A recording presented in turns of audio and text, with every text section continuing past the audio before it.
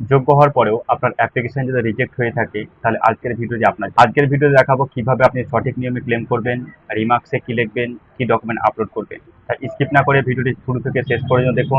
এই ভিডিওর মধ্যে আমি হাতে কলমে আপনাদেরকে বুঝিয়ে দেবো এবং দেখিয়ে দেবো কোথায় কি লিখবেন। তো ক্লেম করার জন্য সর্বপ্রথম আপনার মোবাইল নাম্বার এবং ওটিপি দিয়ে লগ ইন হবেন। লগ ইন হওয়ার পর এরকম একটা ইন্টারফেস দেখতে পাবেন। জাস্ট আপনি এই ডান দিকে একটা অপশন দেখতে পাচ্ছেন, অবজেকশন এন্ড ক্লেম, এখানে ক্লিক করবেন।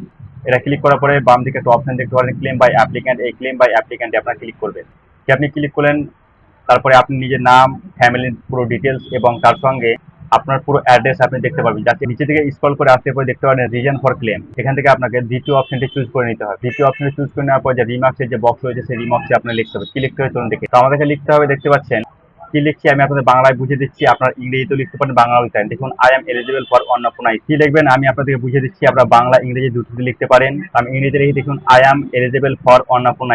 এই অন্নপূর্ণা স্কিমের জন্য আমি একজন যোগ্য but my application has been wrongly rejected. কিন্তু আমার অ্যাপ্লিকেশনটি ভুলবশত রিজেক্ট করা হয়। নাইদার আই নর any member of my family has government job or receive a pension. না আমি না আমার ফ্যামিলির কোনো লোক গভর্নমেন্ট জব করে বা পেনশন পায়। We do not own a 3 room pucca house.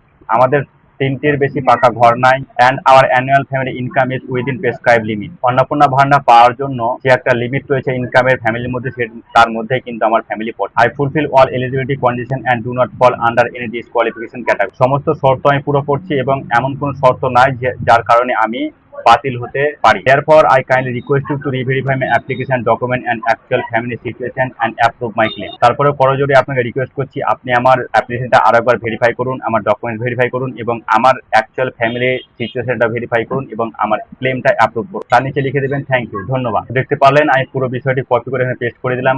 এভাবে আপনারা লিখে দেবেন। এই রিমার্কস লেখার পরে আপনারা দেখতে পাচ্ছেন ডকুমেন্ট ইন সাপোর্ট অফ, অর্থাৎ আপনাকে ডকুমেন্ট আপলোড করবে। কি ডকুমেন্ট আপলোড করবেন চলুন দেখে নিন। দেখতে পাচ্ছেন এখানে লেখা রয়েছে টু দ্য কনসার্ন অফিসার। নিচে আপনার ব্লকের নামটা কি বিষয়ে অন্নপূর্ণা প্রকল্পের সুবিধা পাওয়ার জন্য আবেদন। ওকে, মহাশয় মহাশয়া, এখানে আপনার নাম, আপনার গ্রামের নাম, আপনার পঞ্চায়েতের নাম এবং এখানে লিখবেন কোন ব্লকের বাস। তারপরে দেখতে পাচ্ছেন আমি অন্নপূর্ণা প্রকল্পের আবেদন করার পর স্ট্যাটাস চেক করতে জানতে পারি আমার আবেদন পত্রটি।